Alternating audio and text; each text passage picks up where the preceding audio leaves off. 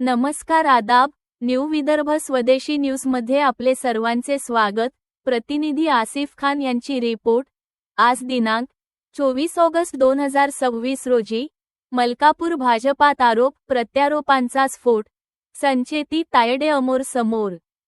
बुलढाणा जिल्हा मध्यवर्ती सहकारी बँकेच्या निवडणुकीनंतर मलकापूर विधानसभा मतदारसंघातील भाजपमधील अंतर्गत वाद पुन्हा चव्हाट्यावर आला असून आमदार चैनसुख संचेती आणि ज्येष्ठ नेते शिवचंद्र तायडे यांच्यात आरोप प्रत्यारोपांची जोरदार लढत सुरू झाली आहे.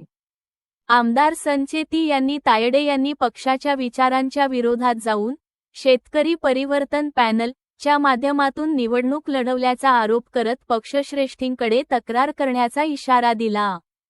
त्यावर प्रत्युत्तर देताना शिवचंद्र तायडे यांनी संचेती यांनी नाममात्र भाजप उमेदवार उभा करून विरोधकांशी हातमिळवणी केली आणि आपला पराभव घडविण्याचा प्रयत्न केला, असा गंभीर आरोप केला.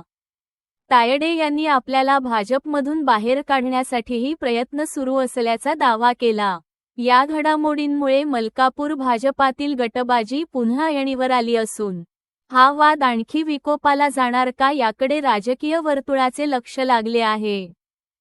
माझा विजय हा मलकापूर मतदारसंघातील अतिशय अटीतटीची ही लढत होती आणि माझा जो प्रतिस्पर्धी होते हे राष्ट्रवादीचे शरद पवार गटाचे संतोष रायपुरे आणि वागोदे हे प्रतिस्पर्धी नसून ही लढाई खऱ्या अर्थानं चैनसुख संचेती आणि माझ्यामधली होती. परंतु चैनसुख संचेती यांनी भारतीय जनता पक्षाचा उमेदवार जे होते ज्ञानदेव वागोदे यांची पेटी ऐन वेळेवर बंद करून, नाहीतर जो विड्रॉलच्या वेळेला मी तशी ऑफर सुद्धा दिलेली होती, कधी भाजपचा ज्ञानदेव वागोदे ठेवायचा असेल तर माझा विड्रॉल होऊन जाईल. परंतु संचेती यांना मला उभंच करून पराभूत करायचं होतं, जेणेकरून मी मलकापूर मतदारसंघातील भारतीय जनता पक्षाच्या राजकारणातून बाजूला व्हायला पाहिजे, कारण की सर्वात मोठा अडथळा त्यांना मीच आहे. आणि त्यांनी सर्वात शेवटी वागोदे यांची पेटी बंद करून शरद पवार गटाचे संतोष रायपुरे यांना सारे मतं द्या हे त्यांनी सांगितलं. परंतु काय झालं की लेवा पाटीदार समाज एवढा मोठा समाजाचे 4 मतं होते आणि माझ्याजवळ 14 मतं होते.